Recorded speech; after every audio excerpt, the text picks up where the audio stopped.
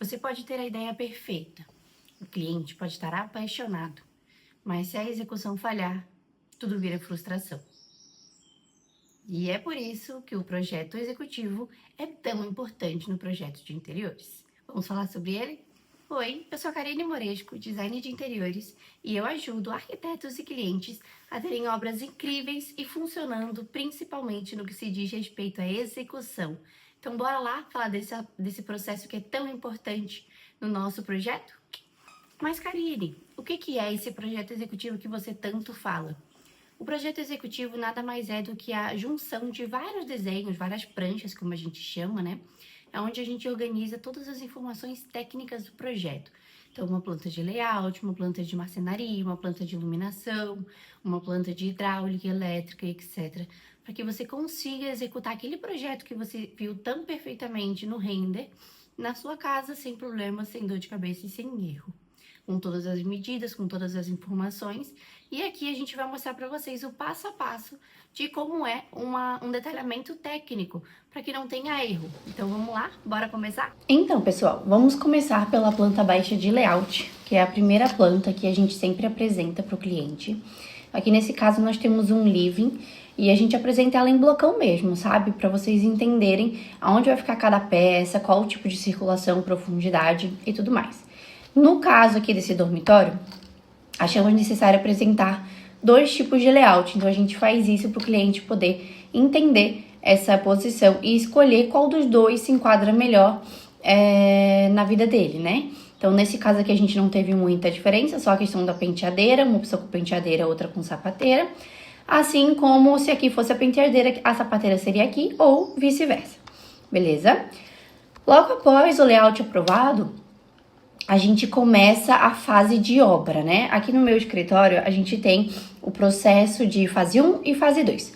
A fase 1 consta tudo que é relacionado à obra. Então, pontos hidráulicos, elétricos, pontos de televisão, iluminação, gesso, que é toda aquela parte inicial de quando uma obra já tá andando, que a gente começa primeiro. Então, aqui a gente logo já tem o ponto de gás, ponto de água da torneira que vai ficar na ilha, porque a gente precisou fazer um ajuste.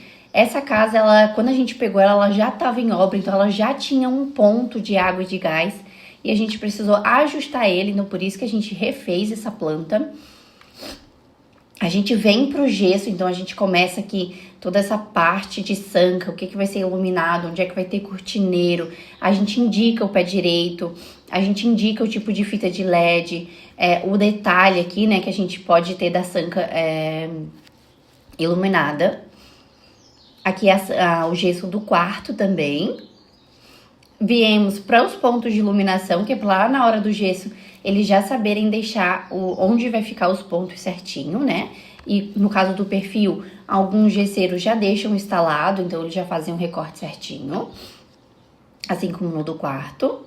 E a gente também entra nos circuitos, então a gente tem um interruptor e cada circuito com o que vai ligar com o que. Então, aqui a gente tem os perfis de LED no circuito A, o plafond aqui, o pendente, né, no B e no C, os spots no D e todos eles ligados no interruptor. A mesma coisa aqui no quarto. E essa daqui a gente tem a tão estimada planta de rodapé, que a gente também já coloca aqui, querendo ou não, é uma fase de acabamento, mas logo depois da paginação a gente já coloca ele, né? A planta de rodapé do quarto.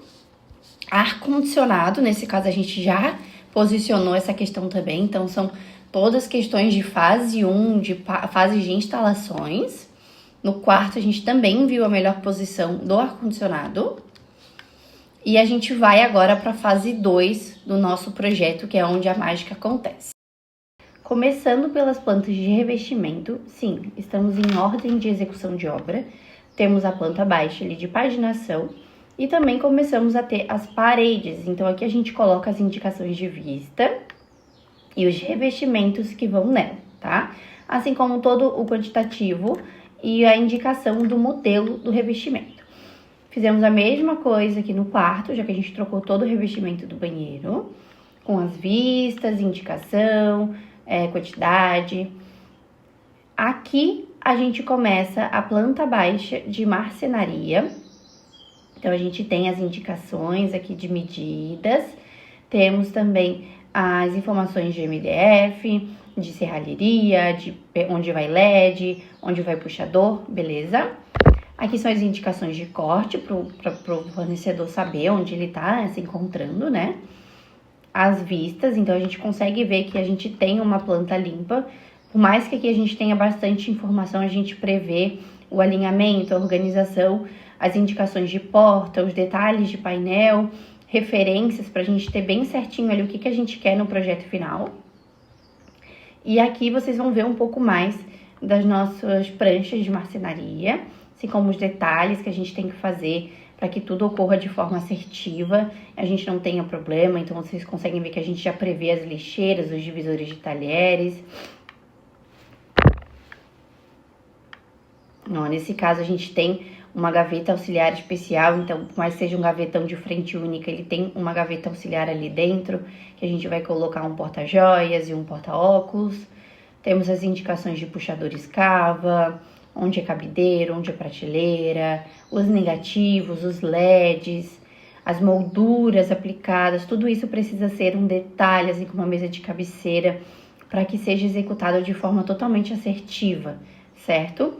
Nesse caso a gente coloca em perspectiva também, para entender bem a ideia do nosso projeto, a gente manda imagens, questão da prateleira inclinada para ser sapato, a gente poder ter o visual daquele sapato. Onde vai LED, que é as tulhas, a palanta de marmoraria, que aí entra no mesmo quesito de especificação. Aqui a gente coloca a Cuba Farm Sync, então a Cuba Farm Sync ela precisa desse recorte aqui, desse avanço no mármore, então a gente coloca ele também, faz essa indicação.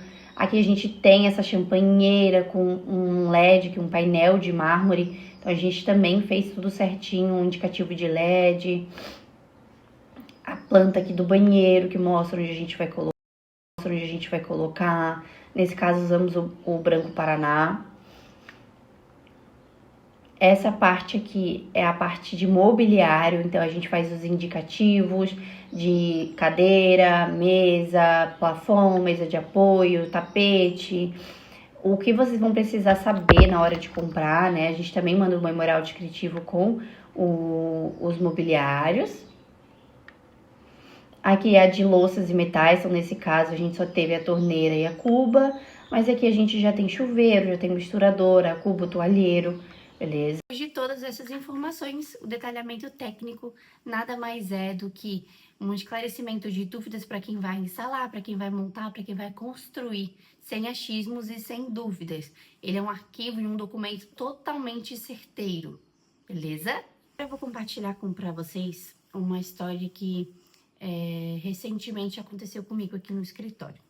Um cliente me procurou e ele estava simplesmente desesperado, porque a obra estava parada. Isso mesmo que você viu, a obra estava parada e por causa de um ponto de uma torneira, acredita? Imagina você tá lá investindo milhões na sua obra dos sonhos, e ela ficar parada por causa de um ponto de uma torneira. Por que isso aconteceu? Porque ele tinha tudo, ele tinha o projeto conceitual, ele tinha o render, ele tinha tudo, porém ele não tinha as informações técnicas, ele não tinha o detalhamento, ele não tinha os pontos exatos de onde deveriam ficar. Então o que aconteceu? A gente entrou no local, interviu, refez tudo o que tinha que fazer, mantemos o conceito e exploramos toda a parte de detalhamento técnico. Com isso, a obra dele conseguiu continuar a andar. E o que aconteceu com isso? Ele olhou para mim e disse assim: meu Deus, Karine, se eu tivesse te encontrado antes, a gente teria economizado 3 meses de obra. E muito dinheiro, porque imagina, 3 meses de obra acaba que te faz perder bastante dinheiro, né, pessoal? Então, essa é uma história que me marcou bastante e que com certeza você conhece alguém que já passou por isso, ou provavelmente vai passar, ou não, se você me chamar. Mas são coisas que acontecem no dia a dia de uma obra, tá? A gente fala que a obra é dor de cabeça, e ela realmente é, se ela não estiver bem detalhadinha. E por que o projeto executivo faz toda a diferença no resultado final? Porque ele garante que você vai cumprir 100% com o projeto que você aprovou. Ele vai ser totalmente fiel àquilo que você escolheu, que você aprovou, que você disse, não, é isso que eu quero para mim.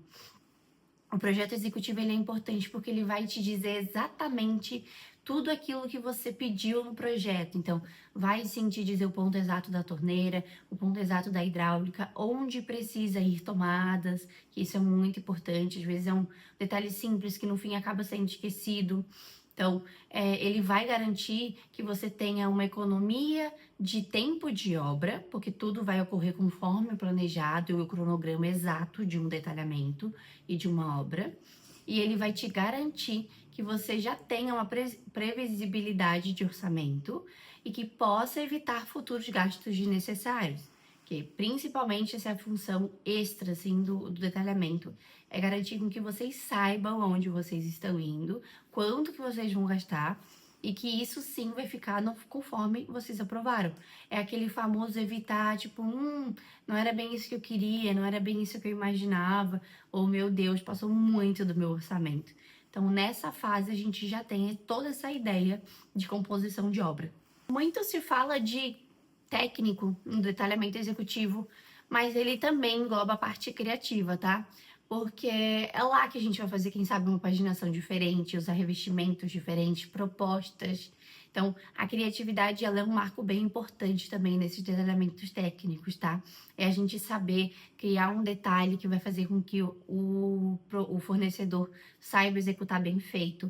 É a forma que a gente organiza as pranchas, é a forma harmoniosa que as informações são colocadas, é a estética visual limpa que faz com que o teu projeto também tenha uma boa visibilidade, que faça com que cada fornecedor entenda o que tu quis colocar ali. Então, não é apenas a gente ir lá e jogar um monte de técnica e não saber guiar através das páginas o próprio fornecedor. Porque sem essa ajuda de limpeza visual e também a vontade do fornecedor de querer ali estar instalando conforme você detalhou, a gente não tem como prosseguir esse estilo de detalhamento. Então, sim, o detalhamento ele é algo muito criativo também.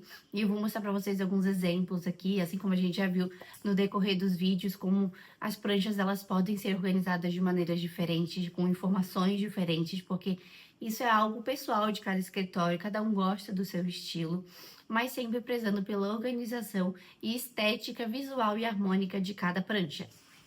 Agora, se você é arquiteto e quer focar na criação dos seus projetos, ou se você é cliente e quer uma obra totalmente segura, o projeto executivo é a função mais viável dele. E se você quiser alguém que vai ser muito fiel à sua ideia e vai te ajudar a achar a solução para que ela saia do papel, pode contar com a gente.